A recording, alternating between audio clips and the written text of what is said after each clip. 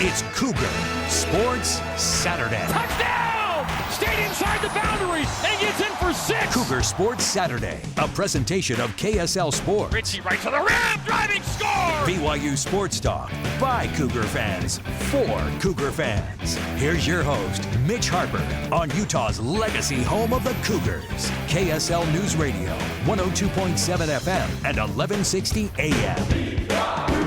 It's February, but BYU football is back. The Cougars kicked off spring practices yesterday at the Zions Bank practice fields at the student-athlete building, and myself, Mitch Harper, and Nate Slack here with me. We were there at practice.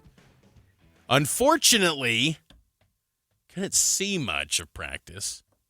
We did have a media observation window, but I say that lightly with the observation. We were on the balcony of the student-athlete building, and the team during the media observation period was on the north end field. We didn't see much, to say the least. It reminded me, Mitch, when I was a kid, my parents really hyped up this Christmas present that I was going to get. I asked for one thing that entire Christmas. I wanted one of those San Francisco 49ers uniform sets. And so the entire lead up to Christmas, my parents were like, I think you're going to like your gift. I think you're going to like it. And I'm so excited. They open up my box. Denver Broncos. What? Whoa! What? And so this whole week, I'm like, sweet, we're going to football practice. We're going to see some of these new looks. You're going to see some of the new transfers who we're in. We'll see what the defense looks like. And then they put us 150 yards away from the action. Hopefully that's not the case going forward, and there will be media observations during spring ball throughout the month of March. But day one didn't get much highlight plays to report. Now, maybe the biggest news, though, is just the fact that they're back in action, and we got to hear from Coach Kalani Sitake and BYU football players. And one of those guys that we got to hear from was Coach Kalani Sitake, who heads into his 11th season with the program. And dare I say, Nate, this might be the year with the highest expectations for a Kalani Sitake-led BYU team. And there's going to be a high, expectations for this group. And I asked Kalani Sitake about how this team, if they're built to handle those increased expectations. Yeah, we've been saying humble and hungry from the beginning. So I think it's going to take an incredible amount of humility. We're not doing things the same that we've done in the past, and so every year we changed a few things to get our team ready. But the thing that's consistent is we have some great leadership on the team. Going to lean heavily on our leaders and heavily on the staff getting them ready, and I feel really confident about what we can do. But again, it's all not real yet. You know what I mean? So with today, I was really encouraged with what I saw, and I think Lavelle said it best. So we have a pretty good chance. We'll see what happens, But for practice one, really happy with it, and happy with the talent, the speed, the athleticism. I feel really good about where we're headed. We just got to make sure that we keep improving. We can't take any steps back. Yeah, I love that commentary because I think there are a lot of high expectations. And there should be, because when you're returning the Big 12 Freshman Offensive Player of the Year in L.J. Martin, you're returning Barry Bachmeier, who wasn't even around for last spring ball. So he's going to have an additional year of practice and be able to work out with the new receivers, because without Parker Kingston, without Chase Roberts, there's quite a bit of a gap with the wide receiver room. I think there's a lot of exciting personnel and with the transfer portal, bringing in Sali Aponga, the tight end transfer from Oregon, and Walker Lyons from USC. You brought in 3 big offensive line transfers who are probably going to be in the starting 5 offensive linemen, you'd imagine. So it's a really exciting time for BYU football, and I think expectations are high, and they should be. You bring up those offensive linemen, Zach Yamauchi, Paki Finau, Junior Sia.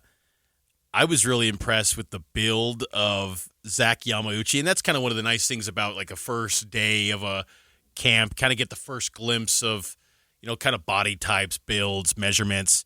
Sometimes, just you see a 6'4", 320, and you wonder, are they truly that? Zach Yamauchi from Stanford, every bit 6'4", 320. Same with Kyler Casper, a transfer wide receiver from Oregon. He is a legit 6'6", huge body. I got to imagine that catch radius is going to be huge. Got long arms too. So could he be, an impact player for BYU? Because that wide receiver position is a big storyline in spring ball with the exit of Parker Kingston as he was arrested facing allegations of a first-degree felony rape. And that case continues to go on. He's no longer part of the football program. I asked Kalani about how the program has responded over these past 2 weeks and handled, seeing a teammate get arrested and just suddenly being gone. And he referenced the culture and kind of just had a quick answer about it and kind of moved on from it. But this team, from an on-field perspective, football-wise, that wide receiver spot's going to be really interesting because JoJo Phillips comes back, and I think you'd look to him and say he's the one that's maybe the most proven in terms of opportunities that he's had the past couple of years. But what's kind of your view on the wide receiver spot, Nate, and how you think this could potentially shake out in spring ball? It's going to be interesting to watch. I think JoJo Phillips has the inside track, like you said, to be that wide receiver one. The problem is I don't know if you want him to be a wide receiver one because I think he's got plenty of talent, but the wide receiver ones that BYU's had over the last 5 years have just been on a different level. Even going back to 2020, you had Dax Millen, who was awesome, ends up being an NFL draft pick. Move on from him, and you get, you get Puka Nacua and Samson Nacua. I don't know if I think JoJo Phillips is on that same level. He's dealt with some different injuries. Last year, he was one of Bears' biggest targets in fall camp.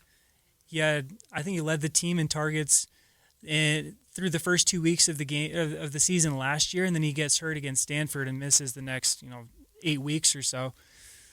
I think beyond that, there's Cody Hagan. I think we saw a lot of good things from Cody Hagan last year. I think he may have been played a little bit. I don't know if they put him in the right positions last year. I think he can be more of that outside receiver instead of like an inside slot type of guy. He's a little smaller, but he put up great numbers at Corner Canyon High School.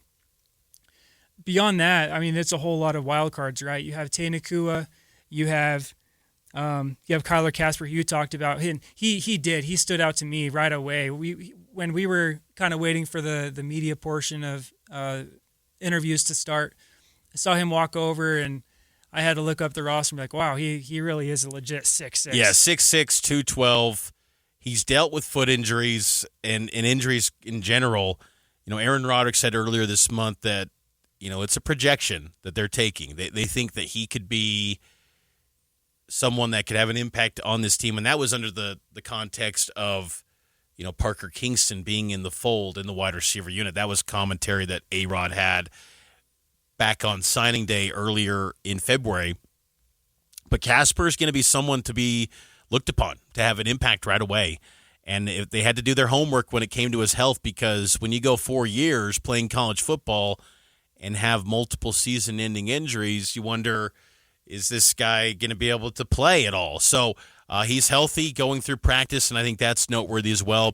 I'm also curious to see what Tiger Bachmeier becomes, because last year there really wasn't much to write home about. Yet when he joined the program along with his brother Bear Bachmeier, I think there was a thought around the fan base and going into fall camp last year that Parker Kingston was going to be dethroned by Tiger Bachmeier because Bachmeier was so dynamic as a return man and a receiver for Stanford. That just didn't materialize. He would be the perfect replacement for Kingston. It makes all the sense in the world, but you just didn't maybe have the level of production to give you the hope and the confidence that's like you don't skip a beat, because there were some mental miscues from Tiger. There really wasn't many targets thrown his way. So it's kind of an incomplete after 1 year with the BYU program, but you'd like to think, too, that after a full year of being part of the system and the offense, maybe he knows the offensive playbook a lot better. That's always a big talking point when it comes to A-Rod's offense. Hopefully that's the case for Tiger Bachmeier. Reggie Frischnick, we talked about him last week. He's another guy in the mix. And then I think a freshman in Jaron Pula, Legend Glasker's one to keep an eye on. So there's options. It's just kind of wide open. I think that's what's going to be interesting for BYU's wide receiver unit. And the guy that's going to be throwing them the football is quarterback Bear Bachmeier and offensive lineman Bruce Mitchell, a first-team All-Big 12 performer last year. He talked about Bear's progression as a quarterback. This was Bruce Mitchell. It was so awesome to see Bear grow from last year. Early in the season, you could hear him back there asking LJ what to do in some situations, which maybe isn't what you like as an offensive lineman, your quarterback not always knowing what they're doing. But by the time we hit Georgia Tech, he was in full control of it. He knew what he was doing. He knew the checks. He knew the kills. And coming out here, everybody's a little rusty, but he didn't skip a beat and being the voice in the huddle, making sure everybody's lined up. So he's learned a lot of the offense. He's definitely a captain for us out there, a leader for us. And he's so poised as a young guy. Sometimes I'd get riled up out there, whether I couldn't hear the clap and we were in a loud environment, and sometimes he was that calm voice for us. High praise from Bruce Mitchell for Bear. Yeah, it's exactly what you want to hear when you're talking about a quarterback. And even though he's only going to be a sophomore this year, the fact that Bruce Mitchell is saying he's a team captain, and Bruce Mitchell's been at BYU, he's been a college football player now for 5 years, that's a big praise from Bruce Mitchell. And I think last season, Bear did a really good job. There's areas where I would like him to improve. We'll talk about one of those here at the top of the hour. But I think Bear did enough for BYU, obviously, to win 12 games. And he did that in some really difficult positions. If you look back at that Iowa State game, and LJ Martin obviously is such a big focal point of the offense, and then he goes down with an injury, and basically Bear has to pass for 350 yards or they're not going to beat Iowa State. And he went out there and he did it. And so I'm really, really excited to see where Bear can progress this season, because I think he's going to. It's just a matter of, is he going to be able to have the tools around him? I think the offensive line, I think that'll be there. I think the running back room, I think that's going to be solid. The tight end room, I think, is going to be an upgrade, because I think Carson Ryan was awesome last year, but I think Walker Lyons is going to take it to another level. And then it just really comes down to the wide receivers. Can the wide receivers do enough to make sure that Bear is getting the help that he needs? When you lay it out like that, I agree, because I think the tight end position with Lyons, I think he's your tight end one. I could see Noah Moiaki being a nice pass catcher. I'm really curious to see what Roger Saliapaga can become. I like the jersey number 2. Walker Lyons is going to be wearing uniform number 7. Seeing Walker Lyons come off the field yesterday, he looked a lot bigger than maybe I thought in my head that he was looking at, coming from USC. He's going to be an impressive player. I think he's an NFL tight end, Walker Lyons. I think he's got that potential with 2 years of eligibility remaining. I'm really excited for Walker Lyons. But you're right. I think it's the wide receiver. That's the big question. If that group can level up and find answers immediately in spring ball, because, again, there's no spring transfer portal window. If you have setbacks, whether it's injury or any other personnel losses or of any kind, you can't retool the roster by going into the spring portal. That's not a thing now. I mean, yes, there's still guys swimming in the portal, but you don't want to swim in those waters right now, because that thing's pretty much rated. So you can't go boost your roster by just adding a guy. And so this is pretty much the roster. There'll be a few more additions in terms of high school freshmen coming up in summertime, and some RMs as well. But for the most part, the guys that are going to be part of the 2026 BYU football team, they are on the field competing in spring practices right now. So these wide receivers have got to emerge and show the proof of concept that, hey, they're not going to skip a beat, and it's nice that they got a great quarterback throwing the rock during spring practice. Let's continue to talk BYU football around the corner, and also the NFL Combine. We're watching that right now. We're waiting for the wide receivers to go through their 40-yard dashes, which includes BYU receiver Chase Roberts, but Jack Kelly, he had an impressive week in Indianapolis. We'll hit on that next here on Cougar Sports Saturday.